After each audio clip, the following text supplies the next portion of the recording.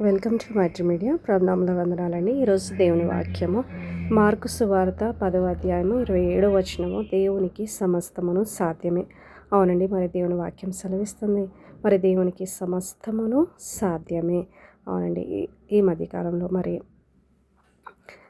నేను ఒక విషయంలోనండి నేను దేవుణ్ణి అడుగుతున్నాను. ఏమనంటే, ప్రభా, మరి ఇది నేను కొనాలి, ఇవి నాకు కావాలి, ఈరోజు మీరు నాకు ఇది పంపించినట్లయితే ఇది నేను షాప్కి వెళ్ళి ఇది నేను తీసుకుంటాను అని చెప్పేసి నేను ప్రార్థన చేస్తున్నాను.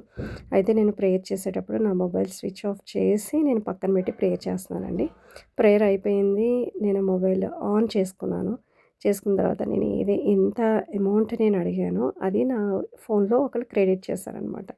ఏమనంటే, నేను ఫోన్ చేశాను, ఏంటండి అంటే, మాకు అన్ఎక్స్పెక్టెడ్గా అమౌంట్ వచ్చిందండి, మేము మీకు ఇవ్వాలి అనుకుంటున్నాము, అందుకే మేము ఇది ఇచ్చామండి అని చెప్పడం జరిగిందండి. నిజంగా మనము దేవుణ్ణి అడిగినట్లయితే మరి ప్రతీది కూడా దేవునికి సాధ్యమేనండి. దేవునికి సమస్తమును సాధ్యమే అని చెప్పి మరి దేవుని వాక్కు సెలవిస్తుందండి. ఈరోజు మీరు అనుకుంటున్నారా, ఇది నా జీవితంలో ఎలాగ సాధ్యపడుతుంది, ఇది ఎలాగ చేయగలను, ఇది ఎలాగ నేను ముందుకెళ్ళగలను, నా బిజినెస్లో ఇది ఈ విధంగా జరుగుతుంది, నా మందిరంలో ఎలాగా మరి ఈ గొప్ప కార్యాలు జరుగుతాయి, ఇవి మేము అడుగుతున్నాం, ఇవి ఎలా జరుగుతాయి, మరి ఈ ప్లేస్ కోసం అడుగుతున్నాం, ఈ మందిరం కట్టడం కోసం అడుగుతున్నాం, ఈ బిల్డింగ్ కంప్లీట్ చేయడం కోసం అడుగుతున్నాం, ఇల్లు కంప్లీట్ చేయడం కోసం అడుగుతున్నాం, ఎట్లా జరుగుతుంది, ఈ వివాహం ఎలా జరుగుతుంది అని మీరు అనుకుంటున్నారేమో. కానీ ప్రభు వాక్యం సెలవిస్తుంది, మీరు అధైర్యపడద్దు, మీరు బలహీనులు కాక ధైర్యము వహించడి, ఆయన మీ కార్యమును సఫలం చేస్తారంటండి. అవునండి, దేవునికి సమస్తమును సాధ్యమేనండి. కాబట్టి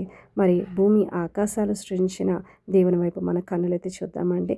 మరి ఆయన నుంచి మనం సహాయాన్ని పొందుకుందాం. దేవుడి చిన్న వాక్యం దీవించునుగాక. ఆమేన్.